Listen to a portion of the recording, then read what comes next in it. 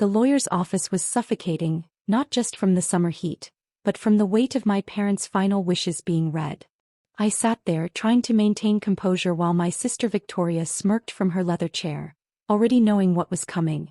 To our beloved daughter Victoria, Mr. Patterson read from the will, we leave our investment portfolio valued at $2.8 million, our family home in Newport, and all associated properties except the old farm. Victoria's smirk widened into a full grin. She'd always been their star, the Harvard graduate, the successful investment banker, the perfect daughter who never questioned their authority. To our son Daniel, the lawyer continued, his voice carrying a hint of discomfort, we leave the old family farm in Cedar Grove.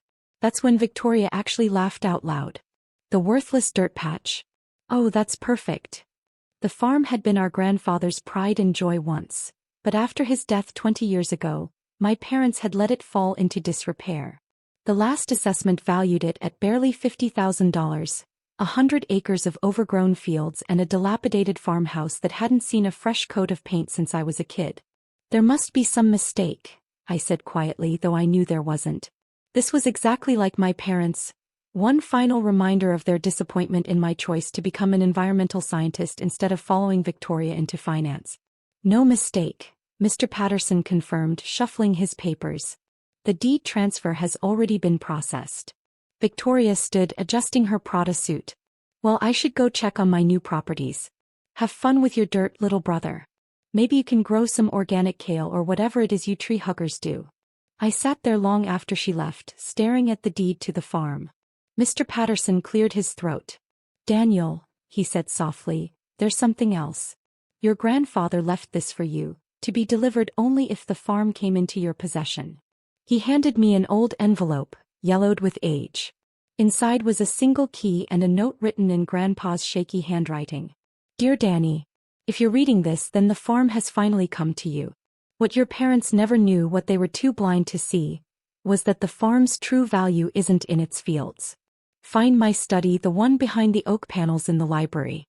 The key will show you everything they missed. Love, Grandpa. My hands trembled as I read the note again. Grandpa's study? The library had been closed off for years, the door locked since his death. My parents had assumed it was just full of old books and farming journals. That weekend I drove out to the farm.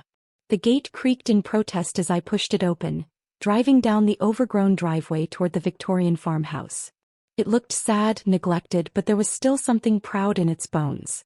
The front door key was where it had always been, under a loose brick in the porch steps. Inside, dust motes danced in the beams of sunlight that penetrated the grimy windows. The air smelled of age and forgotten memories. The library was on the second floor, its double doors still locked tight. My hands shook as I inserted Grandpa's key. It turned with a solid click. The room beyond was frozen in time. Floor-to-ceiling bookshelves lined with leather-bound volumes, Grandpa's old desk still holding his reading glasses, and there on the far wall, the oak panels he'd mentioned. It took me an hour to find the hidden latch, cleverly disguised as a knot in the wood. When I pressed it, the panel swung open with a groan, revealing a narrow door with another keyhole. The key fit perfectly. Beyond the door was a room that would change everything. Grandpa's secret study was a time capsule of incredible value, but not the kind Victoria would have appreciated. The walls were lined with filing cabinets and glass cases. Inside them were hundreds of seed samples, carefully preserved and labeled. But these weren't ordinary seeds. They were the results of my grandfather's life work, 40 years of botanical research and selective breeding. On his desk lay a leather-bound journal, its pages filled with detailed notes and diagrams. The first entry made my heart stop. Project Genesis. Development of drought-resistant, high-yield wheat strain capable of growing in adverse conditions. Patent pending 1980. With trembling hands, I opened my laptop and began researching. Each seed variety in Grandpa's collection corresponded to a patent, dozens of them, all still active, all quietly generating licensing fees that had been accumulating in a trust for decades. My grandfather hadn't just been a farmer, he'd been a botanical genius. His drought-resistant wheat strain was currently being used across 3 continents. His disease-resistant corn variant had saved millions in crop losses. Each innovation carefully documented, patented, and preserved in this hidden room. I pulled out my phone and called Dr. Sarah Chin, my former professor from grad school, now heading the largest agricultural research facility in the country. Daniel, she answered. It's been ages. Dr. Chin, I need you to look at something. How quickly can you get to Cedar Grove? 2 days later, Dr. Chin stood in Grandpa's secret study, her eyes wide with wonder. This is incredible. These varieties, we've been using some of them in our research. Your grandfather developed these. I nodded, showing her the journals. Everything's documented. The patents, the research, all of it. She picked up a glass vial containing what looked like ordinary wheat seeds. This isn't ordinary wheat, Daniel. This strain alone. Do you have any idea what it's worth? I'm starting to, I replied, showing her my laptop screen. I'd spent the last 2 days tracking down the patent licensing. The numbers were staggering. The trust account, Dr. Chin whispered, looking at the balance. Over $50 million in accumulated licensing fees. And these new variants. She gestured to the more recent samples. They could be worth even more. My phone buzzed, Victoria calling again. She'd been trying to reach me since I'd missed the walkthrough of our parents' house. I let it go to voicemail.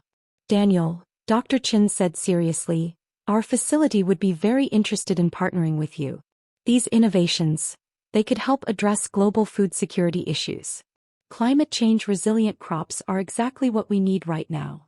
I looked around the room at my grandfather's life work. He knew, I said quietly. He knew exactly what he was doing, preserving all this for the right moment. Dr. Chin nodded. Your environmental science background, you're perfect for this. You understand both the science and the practical applications. Over the next few weeks, things moved quickly. Dr. Chen's facility offered to partner with me, providing the resources to test and develop Grandpa's later variants. The trust account, which had been quietly accumulating licensing fees for decades, was transferred into my name. Then came the article in the Agricultural Science Journal, Revolutionary Crop Varieties Discovered. Anderson Farm Legacy Reveals Groundbreaking Innovations. That's when Victoria showed up at the farm. What's this? She demanded, waving her phone with the article pulled up. Some kind of joke? I was in the fields, supervising the installation of new testing plots. The farm was coming back to life, but not in the way anyone had expected. No joke, I replied calmly. Just Grandpa's legacy. The one everyone overlooked. But the farm was worthless, she sputtered. Mom and Dad said. They thought it was, I agreed. They never bothered to look deeper. Just like they never bothered to understand what I studied, or why Grandpa spent so much time in his dirty fields, as you used to call them. Victoria's face had gone pale as she looked around at the teams of researchers working the land, the new equipment, the renovated farmhouse now housing a state-of-the-art laboratory. How much? She whispered. The patents? The licensing fees? The new research contracts? I smiled. More than your entire inheritance.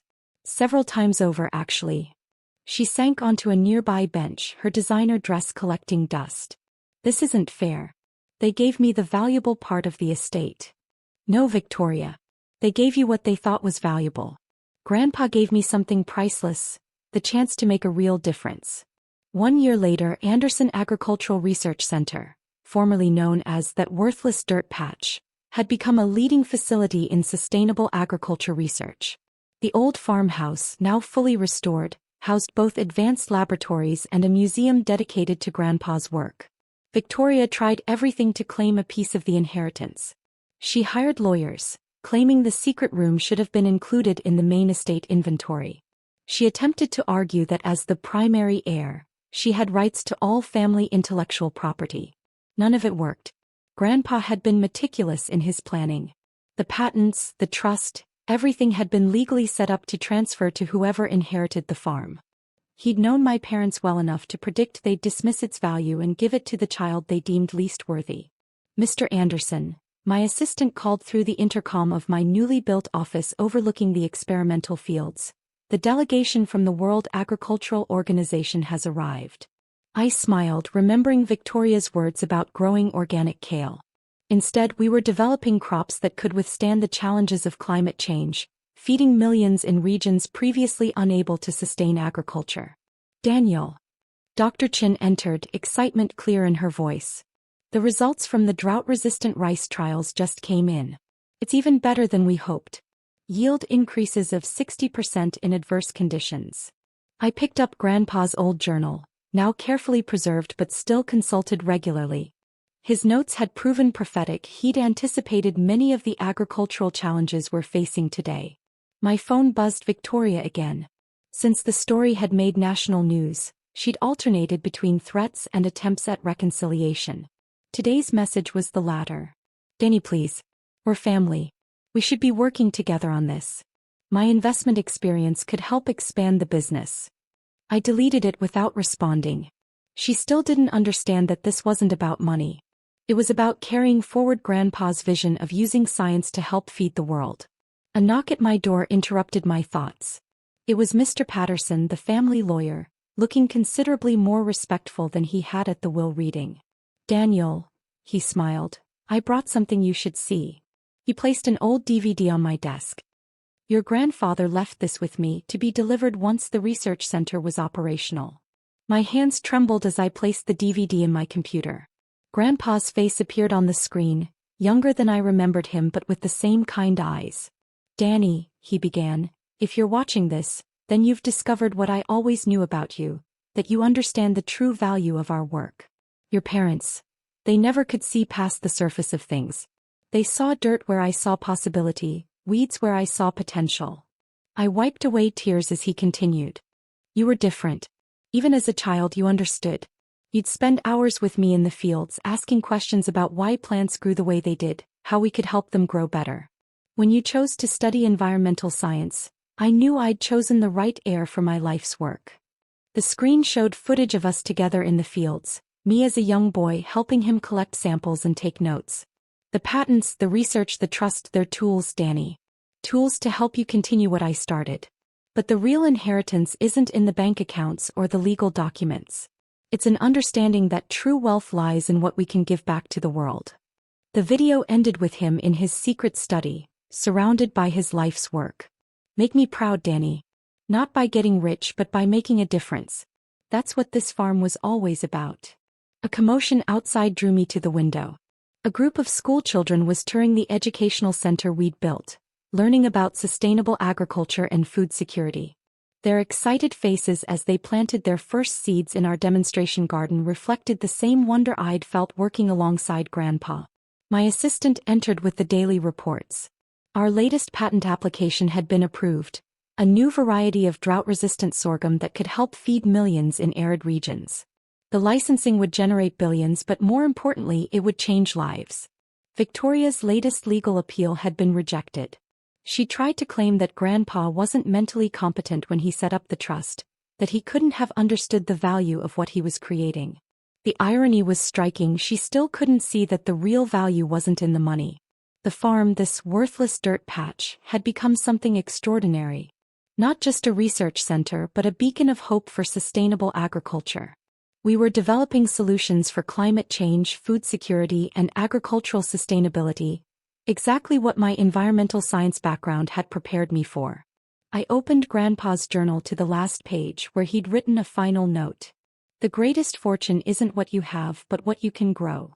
Some will see only dirt and weeds. Others will see the future of humanity's food security. You, Danny, always saw what I saw, the potential to change the world, one seed at a time. Looking out over the thriving research fields that had once been dismissed as worthless, I realized that Grandpa had given me something far more valuable than Victoria's inheritance. He'd given me purpose, vision, and the means to make a real difference in the world. The farm wasn't worthless, it was priceless. And its true value wasn't in its monetary worth, but in its potential to help feed a hungry world. As I watched another tour group explore our facility, I smiled, knowing that somewhere Grandpa was watching too, proud that his legacy had fallen into the hands of someone who understood that true wealth isn't measured in dollars, but in the lives you can change for the better. The irony of it all became even clearer when the prestigious Goldman Environmental Prize Committee contacted me. They wanted to recognize our work in developing sustainable agriculture solutions. The ceremony would be held in San Francisco with global media coverage. Victoria found out through the press release. She showed up at the farm again, this time with a different approach. Danny, she said, trying to sound casual as she walked into my office uninvited. I've been thinking. Maybe we got off on the wrong foot. I could help you take this public, you know. An IPO could make us billions. Us. I raised an eyebrow. And what exactly would you be contributing? My expertise. My connections. Do you have any idea how many investors would jump at this opportunity? I gestured to the wall of monitors showing real-time data from our global test sites. We're not looking for investors, Victoria. We're already partnered with major research institutions worldwide. The Gates Foundation just pledged $100 million to help distribute our drought-resistant crops to developing nations. Her face fell slightly. But think of how much more money we could make. That's the difference between us, I said, standing up. You see dollar signs. I see children being fed, farmers surviving droughts, communities becoming self-sufficient. Just then Dr. Chin burst in, her excitement palpable. Daniel, the results from Ethiopia just came in. The test fields yielded 4 times the normal harvest in drought conditions. We're going to be able to help millions.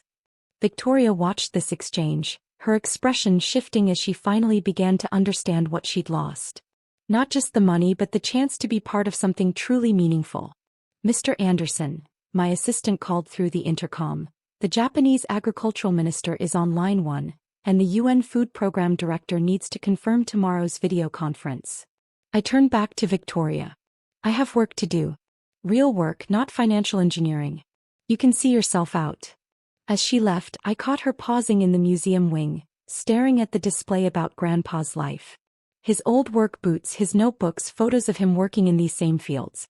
One photo showed him holding me as a child, both of us covered in dirt and grinning as we examined a new plant variety.